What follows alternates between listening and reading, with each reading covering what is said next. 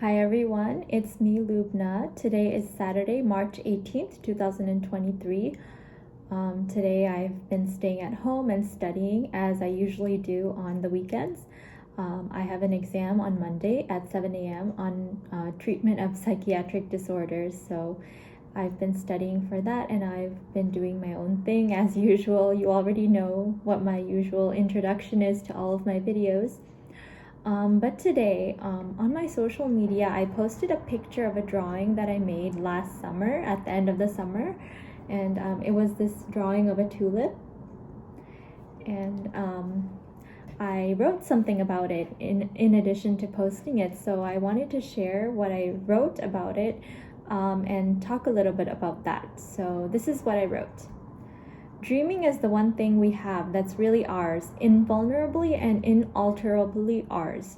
Near the end of last summer, I visited home for about a week and a half before starting my second year of medical school. Home for me is Anaheim, California. I love my childhood home because of the solitude and quietude it offers me. I grew up as an only child and spent many of my days in that home, making art by myself in my little room. Those were the days that made me. I return to them often in my mind. At the age of 26, I sat there at my childhood desk and drew this picture of a tulip while listening to peaceful piano music, simply, gently. I forgot about the world around me, and I entered my own world. The real world is full of never-ending difficulties and problems and obstacles. I think we all know that. But my world is beautiful. It's a perfect sanctuary that nobody can take away from me. I bloom there. So basically what I've been trying to say by writing this is how special it is to have a perfect sanctuary, a place where you are not disrupted by any people or noises or the real world. You can block out the real world, and that's how I really felt growing up in that little home in Anaheim, California. And every time I go back to Anaheim for vacation for during holidays or breaks from school, I feel that way again. All the memories of growing up and doing art and writing in my little bedroom at my little desk, they all come back to me.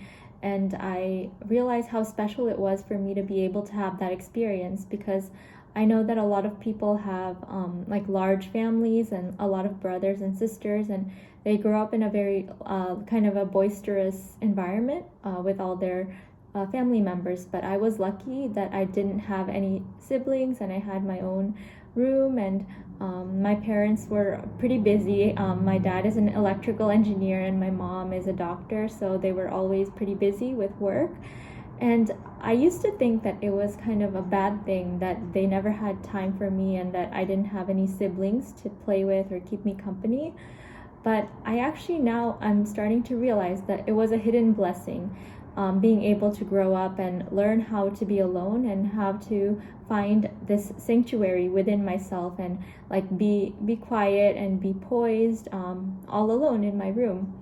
And that's actually what gave me the opportunity to develop my talents, art especially. I would draw so much when I was a teenager, and even when I was in elementary school. That's what kept me going. That's what helped me discover this world, this inner wealth that I have inside of myself. And I think a lot of the experiences that we have as children really give rise to who we become when we become adults.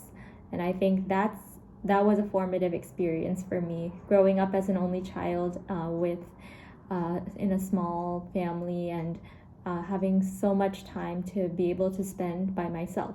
And so that's what I wanted to share. And I know that a lot of people have not had the same upbringing as me, but I think we each have our own hidden blessings of however we grew up. And I have started to discover the blessings of my childhood lately, especially as I realize how special my talents are and who I am is great. I'm starting to believe in myself, and it's because I'm starting to realize what a gift it was to grow up the way that I did.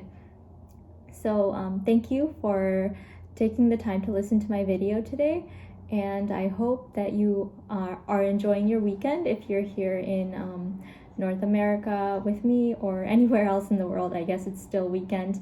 But I hope you have a wonderful day, afternoon, evening, or whatever it is, wherever you are in the world.